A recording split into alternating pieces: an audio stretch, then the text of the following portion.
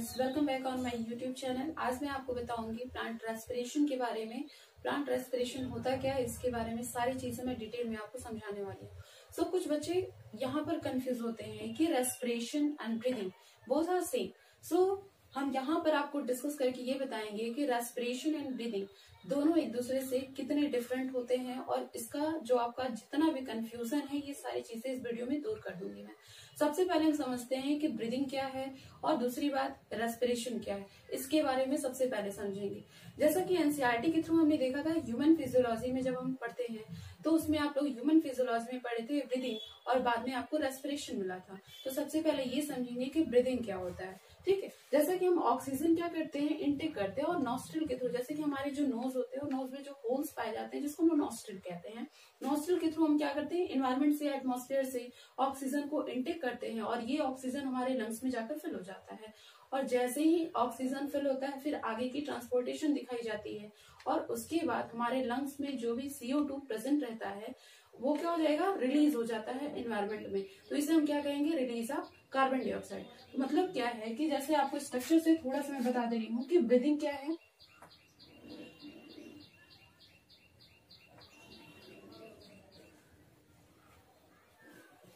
यहाँ पर मान लीजिए कि जैसे कि ये नॉस्ट्रिल है, नॉस्ट्रिल में क्या हुआ कि ऑक्सीजन एनवायरमेंट से, जैसे ये ब्लैंक स्पेस जो आपका है एनवायरमेंट है, एनवायरमेंट से क्या हो जाता है, ऑक्सीजन एंटर कर जाता है, और एंटर करने का यहाँ पर एक ट्यूब लाइक स्ट्रक्चर हम फॉर्म कर रहे हैं। ठीक, और यहाँ पर आपका लंग्स। ठीक है, लंग्स में होगा क्या, यहाँ पर ये आगे की प्रोसेसिंग हो जाती है, ऑक्सीजन एंटर करके ऐसे आता है और लंग्स में आकर ऐसे फिल हो जाता है, और लंग्स में जो भी CO2 प्रेजेंट रहेंगे ये CO2 क्या हो जाता है, उसी ट्रैक के थ्रू इस नॉस्ट्रिल से बाहर निकल जाता है।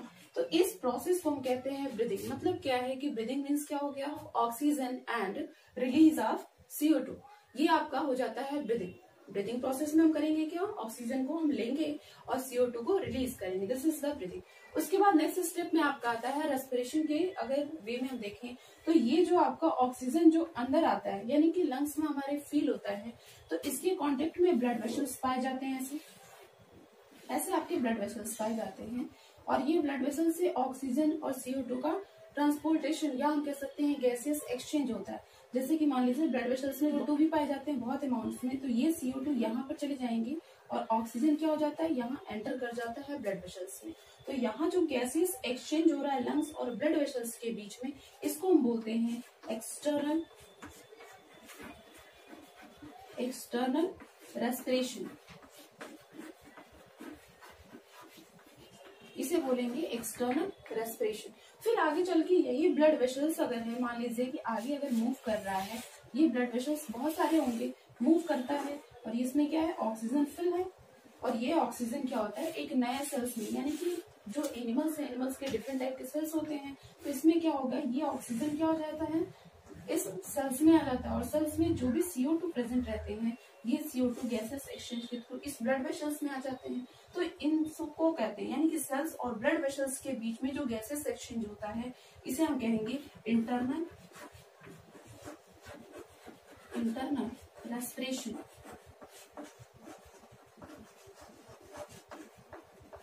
इंटरनल रेस्पिरेशन ये आपका हो गया। यानी कि यहाँ से आप क्लियर कर सकते हैं कि सबसे पहले ब्रीदिंग क्या है। ब्रीदिंग में हम क्या किए, नॉस्ट्रिल के थ्रू एयर को, यानी ऑक्सीजन को हम इनटेक करते हैं, और ये ऑक्सीजन कहाँ जाता है, हमारे लंग्स में, और लंग्स में CO2 जो भी फिल होता है, ये क्या होता है, नॉस्ट्रिल के थ्रू हमारे बॉडी से एग्जिट कर दिया जाता है, दिस इज ब्रीदिंग। तो स्टूडेंट्स, हमने यहाँ पढ़ा कि ये ब्लड वेसल्स जो होंगे, यहाँ पे ऑक्सीजन और CO2 का क्या हो जाता है, गैसियस एक्सचेंज होता है, जिसमें हमने ये देखा कि जैसे कि ये सेल्स है, और इसी सेल्स में क्या होता है कि बहुत सारे ग्लूकोज पड़े रहते हैं। जैसे कि ये मान लीजिए सेल्स में थोड़ा सा और बड़ा बना दे रही हूँ, आपको समझ में आएगा। ये जो सेल्स हैं, मान लीजिए ये जो आपके सेल्स बने हुए हैं, ठीक है, ये सेल्स, इसमें क्या होता है, ग्लूकोज पड़ा रहता है, ग्लूकोज, और ये ग्लूकोज क्या हो जाता है, ऑक्सीजन के प्रेजेंस में, जो ये ऑक्सीजन है प्लस हम करेंगे ऑक्सीजन के अगर प्रेजेंस में, ये क्या हो जाता है, ब्रेक हो जाता है, और ब्रेक होने के बाद हमें क्या करता है, एनर्जी रिलीज करता है, जिस एनर्जी को हम क्या करते हैं, वेरियस फंक्शंस में यूटिलाइज कर जाते हैं या परफॉर्म करते हैं। तो यहाँ पर क्या हो जाता है कि आपको दिया गया कि ब्लड वेसल्स में और ये लंग्स के बीच में पहले क्या हुआ, गैसेस एक्सचेंज हो गया CO2 का और ऑक्सीजन का, तो ये आपका हो गया एक्सटर्नल रेस्पिरेशन। सेकेंड स्टेप में आपको जो मिलता है कि ब्लड वेसल्स और सेल्स के बीच में जो गैसेस एक्सचेंज होता है, यानी कि यहाँ पर सेलुलर रेस्पिरेशन इसको कहते हैं। जब हम सेल्स के बीच में क्या हो जाता है, गैसेस एक्सचेंज होता है, इसे हम बोलते हैं इंटरनल रेस्पिरेशन। यहाँ पर क्या होता है कि जो सेल्स होते हैं, सेल्स में क्या हुआ, ग्लूकोज प्रेजेंट रहता है और ये ग्लूकोज ऑक्सीजन के प्रेजेंस में क्या करेगा, ब्रेक करके एटीपी का फॉर्मेशन करता है और ATP is a type of energy, और साथ ही साथ कुछ वेस्ट मटेरियल भी फॉर्म करता है। वेस्ट मटेरियल के फॉर्म में जैसे कि हम कह सकते हैं कि ये CO2 भी रिलीज करता है और साथ ही साथ वाटर के मॉलिक्यूल्स भी रिलीज करता है, ऐसे करके कुछ वेस्ट प्रोडक्ट को रिलीज करता है। और ये प्रोसेस अगर सेल में होता है तो इसे हम कहते हैं सेलुलर रेस्पिरेशन।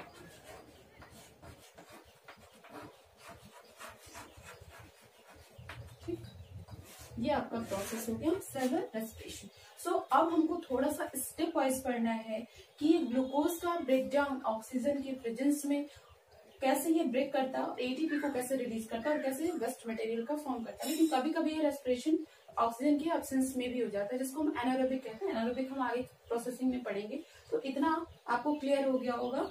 नेक्स्ट हम सबसे पहले स्टार्ट करते हैं कि व्हाट इज सेलुलर रेस्पिरेशन। ठीक, जैसे कि हम लोग जानते हैं कि सेलुलर रेस्पिरेशन जो हो रहा है, यानी रेस्पिरेशन जो होता है, ये सबसे पहले हम देखेंगे अगर प्लांट के केस में हो रहा है तो प्लांट में ये प्लांट का कौन सा ऐसा ऑर्गेनेल है जिसमें रेस्पिरेशन प्रेजेंट होता है। ठीक है, जैसे कि एक स्टेप हम लोग होते हैं कि जैसे कोई बच्चा हुआ या कोई भी अदर पर्सन होता है तो वो क्या कर रहा है कि फोटोसिंथेसिस एक प्रोसेस होता है। तो फोटोसिंथेसिस को क्या करता है, कुछ बच्चे ये कहते हैं कि नहीं प्लांट तो CO2 लेता है, लेकिन हम क्या कह रहे हैं कि प्लांट CO2 भी लेता है, लेकिन वो एक अलग सा प्रोसेस है जिसको हम फोटोसिंथेसिस कहते हैं। और रेस्पिरेशन प्रोसेस में वो क्या करता है कि ऑक्सीजन को लेता है, बट फोटोसिंथेसिस में वो कार्बन डाइऑक्साइड को लेता है एटमॉस्फेयर में। दोनों क्या होते हैं, एक दूसरे से डिफरेंट प्रोसेस है। ठीक है, तो सबसे पहले ये समझ लेते हैं। समझ लीजिए कि कोई प्लांट है और प्लांट में जैसे कि ये क्या है, आपका लीफ पार्ट है। ठीक है, ये लीफ हो गया, जस्ट हमने रफ डायग्राम आपको ऐसे ही बना दिया। और लीफ में क्या होते हैं, एक बड़े से सेल्स है। ठीक, सेल्स जैसे हम लोग ऐसे सेल्स बना ले रहे हैं, दिस इज सेल्स। ठीक है, और सेल्स में क्या होता है, डिफरेंट टाइप के ऑर्गेनेल्स पाए जाते हैं। जैसे कि मान लीजिए कि माइटोकॉन्ड्रिया है, गॉल्जी बॉडी है, उसके बाद आपका हो गया क्लोरोप्लास्ट, ऐसे करके डिफरेंट टाइप के ऑर्गेनेल्स पाए जाते हैं। तो क्या फोटोसिंथेसिस प्रोसेस किस ऑर्गेनेल्स में होता है, फिर आपका जो सेलुलर रेस्पिरेशन होता है ये किस प्रोसेस में या किस ऑर्गेनेल्स में होता है, ये थोड़ा सा हम आपको बेस बता दे रहे हैं ताकि आपको चीजें क्लियर हो जाए। ठीक है, सबसे पहले सेल के अंदर मैं थोड़ा आपको ऑर्गेन्स बना रही हूँ। जैसे कि ये क्या है, क्लोरोप्लास्ट। क्लोरोप्लास्ट जो होता है ये डबल मेम्ब्रेनस होता है, जैसे कि 2 लेयर से मिलकर बना होता है।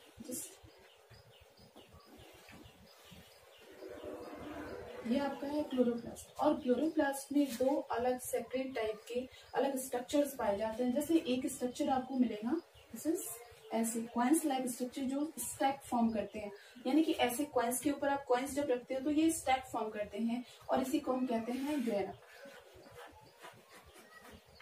ग्रेना बोलते हैं। और ये जो आपका ब्लैंक पोर्शन है, this is the stroma portion. ठीक है, स्ट्रोमा। ठीक, तो ये आपके हो गए कि क्लोरोप्लास्ट में ये 2 आपको ऐसे स्पेशलाइज्ड ऑर्गन्स पाए गए जिसको हम क्या कहेंगे कि एक आपका है ग्रेना और दूसरा क्या है, स्ट्रोमा। सो फोटोसिंथेसिस प्रोसेस जो होता है इसमें क्या होते हैं, 2 रिएक्शंस हो जाते हैं। First one is light reaction and second होता है डार्क रिएक्शन। लाइट रिएक्शन में क्या होता है, तो डायरेक्टली हम कह सकते हैं कि in light reaction plant traps light energy to convert chemical energy, and the chemical energy is stored as a form of glucose, starch। इस फॉर्म में क्या हो जाता है, स्टोर हो जाता है। तो सबसे पहले क्या हो, मान लीजिए यहाँ पर अगर सन प्रेजेंट है तो यहाँ सन क्या करता है, यहाँ पर लाइट को रिलीज करेगा और ये लाइट क्या होता है, प्लांट के सेल्स पर पड़ता है। और प्लांट जो होता है, प्लांट में एक सेल्स पाए गए जिसको हमने क्या कहा, क्लोरोप्लास्ट।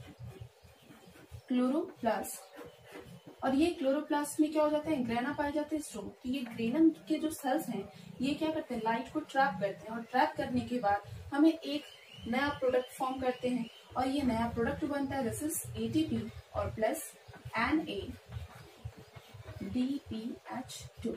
ये हमको रिलीज करते हैं। और फिर ये क्या है कि ये जो एनर्जी हमें मिल रही है ये एटीपी जो होता है डायरेक्ट यूज हो जाता है और ये इनडायरेक्ट एटीपी या इनडायरेक्ट एनर्जी के फॉर्म में स्टोर रहता है। फिर हम आगे इसको फोटोसिंथेसिस के नेक्स्ट स्टेज में हम इसको यूज करते हैं, ठीक है। और इससे भी हम क्या करते हैं, एक तरह का ये एटीपी ही होता है लेकिन हम इनडायरेक्ट इसको बोलते हैं। और ये क्या हो जाता है, जब NADPH जो होता है स्टोर्ड फॉर्म में पड़ा रहता है और जैसे ये स्टोर्ड है, जब हमको इसकी नीड होती है या हम नेक्स्ट स्टेप में जब फोटोसिंथेसिस सब पढ़ेंगे तो उसमें हम आपको बताएंगे कि NADPH कैसे ब्रेक करके हमें एटीपी रिलीज करता है जिसको हम यूटिलाइज करते हैं, ठीक। तो ये हो गया आपका फोटोसिंथेसिस का बिल्कुल बेसिक सा कॉन्सेप्ट। तो इसमें आपको मिलेगा, फिर आप साइकिल्स पढ़ते हो, जैसे कि फोटोसिंथेसिस में 2 तरह की साइकिल्स चलती हैं, जैसे कि एक होता है आपका C3 साइकिल होता है, सेकंड होता है आपका C4 साइकिल। C3 साइकिल में क्या होता है कि जैसे कि मान लीजिए कि अगर C3 साइकिल फोटोसिंथेसिस में अगर चल रहा है तो इसमें क्या होता है, C3 जो प्लांट्स होते हैं ये एटमॉस्फेयर से क्या करेंगे, CO2 को एब्जॉर्ब करते हैं और एब्जॉर्ब करने के बाद कुछ क्या होते हैं, ऑक्सीजन को रिलीज कर देते हैं ये वेस्ट मटेरियल के फॉर्म में। तो इसीलिए हम कहा जाता है कि जो फोटोसिंथेसिस प्रोसेस होता है इसमें हम CO2 को क्या करते हैं, यूज करते हैं, यानी कि CO2 को प्लांट क्या करता है, लेता है और ऑक्सीजन गैस को रिलीज करता है। तो ये हो गया आपका फोटोसिंथेसिस का प्रोसेस, जिसमें क्या हो गया कि CO2 को प्लांट क्या करेगा, एब्जॉर्ब करेगा और ऑक्सीजन को रिलीज करेगा। This is the photosynthesis. अब थोड़ा सा पढ़ लेते हैं कि सेलुलर रेस्पिरेशन, रेस्पिरेशन में हमने क्या बताया आपको कि प्लांट हो या एनिमल हो ये दोनों में सेम होगा सेलुलर रेस्पिरेशन। जो अभी थोड़ा देर पहले हमने आपको बताया था कि जो ब्लड वेसल से सेल्स में आ रहा है ग्लूकोज, और ग्लूकोज में जो आपका प्रेजेंट रहता है सेल में, और ऑक्सीजन के प्रेजेंस में ये क्या हो जाता है, ब्रेक हो जाता है। किस फॉर्म में, जैसे एटीपी आपको रिलीज हो रहा है, उसके बाद आपको कुछ वेस्ट मटेरियल फॉर्म हो रहे हैं जैसे कि कार्बन डाइऑक्साइड है, वाटर है, ये सब क्या हो रहा है, वेस्ट मटेरियल के फॉर्म में भी निकल रहा है आपको। तो ये हो जाता है प्लांट के केस में भी होगा वैसे ही, और आपको एनिमल के केस में थोड़ा सा समझते हैं कि सेलुलर रेस्पिरेशन होता कहाँ है, ठीक है। जैसे कि ये प्लांट का सेल ही है बड़ा सा और इसमें छोटे से ऑर्गेनल्स, जैसे मान लीजिए ये सेलुलर रेस्पिरेशन जो होता है ये माइटोकॉन्ड्रिया में होता है, ठीक है। और कुछ और भी ऑर्गेनल्स जैसे कि ये blank space, this is the cytoplasm, ठीक है। और यहाँ आपका माइटोकॉन्ड्रिया, माइटोकॉन्ड्रिया भी डबल मेम्ब्रेनस होता है और आउटर लेयर जो होता है स्मूथ होता है, जबकि इसका इनर लेयर ऐसा होता है थोड़ा सा क्रिस्टी के फॉर्म में ऐसे होता है आपका, ठीक। तो इस माइटोकॉन्ड्रिया में क्या हो जाता है, सेलुलर रेस्पिरेशन पाया जाता है। थोड़ा सा समझ लेते हैं कि उसके पहले कि माइटोकॉन्ड्रिया से पहले एक और स्टेप आपको दिखता है कि माइटोकॉन्ड्रिया में जो स्टेप हो रहा है वो भी आपका सेलुलर रेस्पिरेशन का ही पार्ट है, लेकिन उसके पहले एक आपके साइटोप्लाज्म में स्टेप हो जाते हैं सेलुलर रेस्पिरेशन के। जैसे कि यहाँ पर फोटोसिंथेसिस में जो आपका C3 साइकिल चलता है, तो C3 साइकिल में CO2 जब हम यूज करते हैं और यूज करने के बाद एक नया प्रोडक्ट फॉर्म करते हैं, this is glucose. C3 cycle यानी कि फोटोसिंथेसिस में जो C3 साइकिल चलता है उसमें एक नया प्रोडक्ट बनता है ग्लूकोज, और ये ग्लूकोज क्या होता है, प्लांट कुछ अपने लिए स्टोर फॉर्म में यूज कर लेता है, यानी कि स्टोर करके रखता है। और कुछ ग्लूकोज को हम क्या करते हैं, लिविंग ऑर्गेनिज्म उसको यूटिलाइज कर देते हैं एज अ फूड। लेकिन जो ग्लूकोज स्टोर हुआ है उस ग्लूकोज को ये साइटोप्लाज्म में एक नए प्रोसेस में यूज कर लिया जाता है। और कैसे ग्लूकोज ब्रेक हो जाता है ये हमको पढ़ना है सेलुलर रेस्पिरेशन में। सबसे पहले होगा ये ग्लूकोज जो होता है ये यहाँ पर आएगा, जैसे कि देख लीजिए साइटोप्लाज्म में क्या होगा, ग्लूकोज जो होता है ये ब्रेक कर जाता है, यानी कि डायरेक्टली हम कह सकते हैं कि ऑक्सीडेशन हो जाता है ग्लूकोज का, यानी कि धीरे धीरे ग्लूकोज क्या होता है, बर्न होता है, जलता है, ऑक्सीडेशन होता है। और ये ग्लूकोज जो होता है ये ब्रेक करके किस में चेंज हो जाता है, पायरुविक एसिड में, पायरुविक एसिड में, ठीक है। ऐसे आपको मिलता है। तो डायरेक्टली कह सकते हैं कि ये जो प्रोसेस आपको मिल रहा है कि साइटोप्लाज्म में ये हो रहा है कि एक ग्लूकोज जो दिख रहा है आपको ये किसमें ब्रेक हो जा रहा है, किसमें ऑक्सीडाइज हो जा रहा है, पायरुविक एसिड में। और इसी प्रोसेस को हम क्या देते हैं, ग्लाइकोलिसिस, ठीक है, ग्लाइकोलिसिस है। तो इसमें आपका जब ग्लूकोज से पायरुविक एसिड बनता है तो इसमें आपको एटीपी भी रिलीज होता है, यानी एनर्जी का फॉर्मेशन भी हो रहा है, और साथ ही साथ आपको इनडायरेक्ट एटीपी मिलता है। इनडायरेक्ट क्या है, NADPH, ठीक है।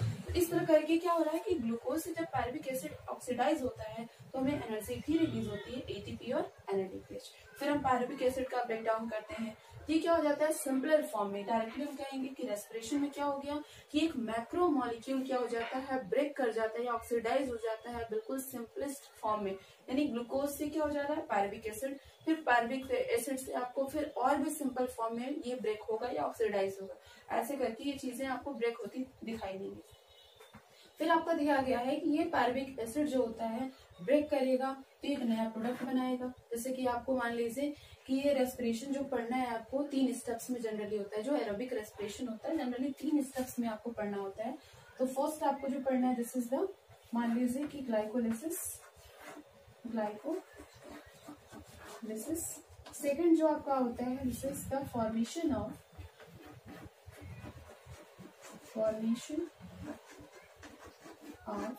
Ester coenzyme A. थर्ड होता है आपका this is the Krebs cycle and fourth one, Krebs cycle को भी हम सिट्रिक एसिड साइकिल भी कहते हैं। और फोर्थ आपका होता है दिस इज ETS को हम कहते हैं इलेक्ट्रॉन ट्रांसपोर्ट सिस्टम। इस तरह करके आपको पढ़ना है सेलुलर रेस्पिरेशन जो एरोबिक मीडियम में हो रहा है, तो ये 4 स्टेप्स में कंप्लीट होता है। तो इसको हम 1 बाय 1 करके पढ़ेंगे। सबसे पहले आपका जो ग्लाइकोलिसिस है साइटोप्लाज्म में हुआ, जो आपका फॉर्मेशन ऑफ एस्टर कोएंजाइम है ये आपके माइटोकॉन्ड्रिया के आउटर लेयर और इनर लेयर के बीच में पाया जाएगा। नेक्स्ट है Krebs साइकिल जो होता है ये माइटोकॉन्ड्रिया के अंदर होता है, यानी कि यहाँ पर भी प्रोसेसिंग होती है कि Krebs साइकिल कैसे आगे इसमें फॉर्म हो रहा है। नेक्स्ट ETS जो होता है ये भी माइटोकॉन्ड्रिया के अंदर ही चलता है। तो 1 बाय 1 करके हम ये समझेंगे कि सबसे पहले ग्लाइकोलिसिस क्या है, कैसे ग्लूकोज का ब्रेक डाउन होता है, कैसे कंप्लीट होकर ब्रेक करके ये पायरुविक एसिड कैसे बनाता है, कितने एटीपी फॉर्म करता है, कितने एनएडीपीएच फॉर्म करता है, ये सबसे पहले समझेंगे। तो इस वीडियो में हमने आपको बताया सिर्फ और सिर्फ सेलुलर रेस्पिरेशन के इंट्रो के बारे में। नेक्स्ट वीडियो में हम आपको बताएंगे कि what is glycolysis and that functions. ठीक है, सो वीडियो आपको अच्छा लगा हो तो वीडियो को लाइक करिए, शेयर करिए। आपने अगर इस चैनल को सब्सक्राइब नहीं किया है तो सब्सक्राइब कर लीजिए और पास ही दिए गए बेल आइकन को भी प्रेस कर लीजिए ताकि जो भी वीडियो मैं अपलोड करूँ उसका नोटिफिकेशन आपको सबसे पहले मिले। Thank you.